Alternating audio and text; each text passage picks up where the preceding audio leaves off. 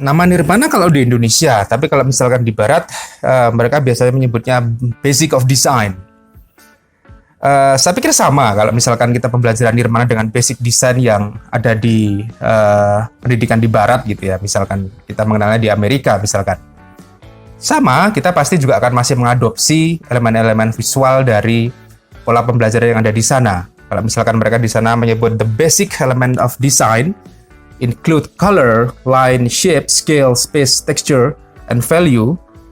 And these are the fundamental pieces that make up any piece of work. So if you ever start a design course, this will be the very first thing that you are taught. Jadi ini adalah pembelajaran yang saya pikir menjadi sesuatu yang sangat penting kalau misalkan Anda ingin serius belajar tentang seni rupa.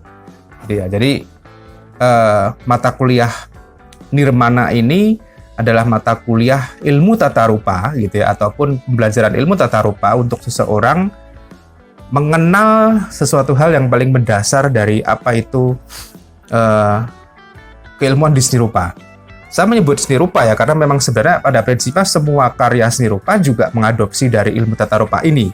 Gitu ya. Saya menyebut seni rupa berarti ada yang namanya seni lukis, seni kriya, seni grafis gitu ya, desain grafis, desain komunikasi visual, desain interior, desain arsitektur.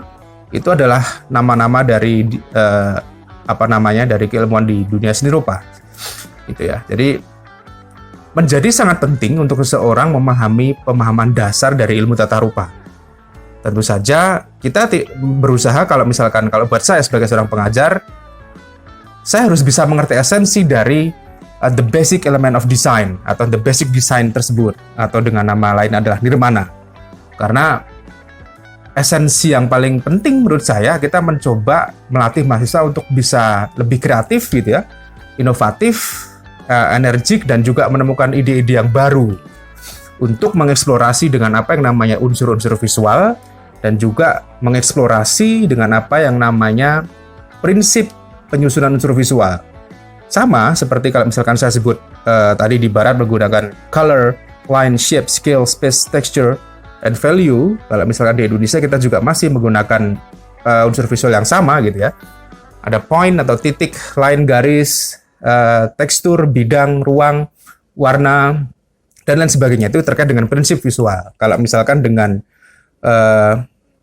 prinsip komposisi gitu ya, kita menyebutnya ada yang namanya unity, harmoni, keseimbangan, balance, center of interest, atau yang namanya pusat perhatian, dan lain sebagainya. Nah, itu adalah apa yang namanya unsur-unsur visual dan juga prinsip komposisi atau prinsip penyusunan unsur visual. Jadi di nirmana kita akan mempelajari dua hal yang paling penting, yaitu terkait dengan unsur visual. Saya sebut tadi ada yang namanya titik, garis, bidang, ruang, warna, tekstur, dan lain sebagainya, dan juga prinsip komposisi atau prinsip penyusunan unsur visual gitu ya. Nah, makanya seseorang saya pikir ataupun mahasiswa gitu ya, saya selalu berusaha untuk mencoba untuk membebaskan mereka untuk mengeksplorasi dengan ide-ide kreatif atau sesuatu hal yang sangat segar untuk mengeksplorasi yang namanya unsur visual dan juga prinsip komposisi tersebut gitu ya. Itulah yang paling penting menurut saya. Jadi supaya mahasiswa ini juga tidak merasa terbebani untuk membuat sebuah karya seni rupa.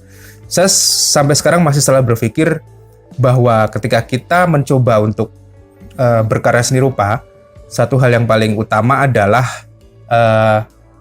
kita harus memerdekakan diri kita. Kita harus merasa merdeka. Merdeka artinya adalah mencoba untuk berpikir kreatif ya. Tidak terbebani oleh aturan-aturan baku ataupun bentuk karya yang sudah ada gitu ya. Oke lah, mungkin karya seni rupa atau karya-karya desain atau karya-karya seni rupa apapun memang sudah pernah ada, tapi kita harus bisa menemukan satu karakter visual gitu ya. Tapi apakah nirmana penting untuk menemukan karakter visual? Saya pikir tetap penting gitu ya, walaupun misalkan kadang-kadang nirmana ini kan ada suatu hal yang agak lucu ya. Jadi kalau misalkan kita menyebutnya berasal dari kata nir tanpa dan juga angan-angan, tanpa angan-angan gitu ya. Nirmana, nir tanpa, terus kemudian mana yaitu angan-angan, yaitu tanpa angan-angan. Tapi malah justru dari nama ini kita mencoba untuk membuat sesuatu yang sangat bermakna gitu ya, atau penuh dengan angan-angan kita.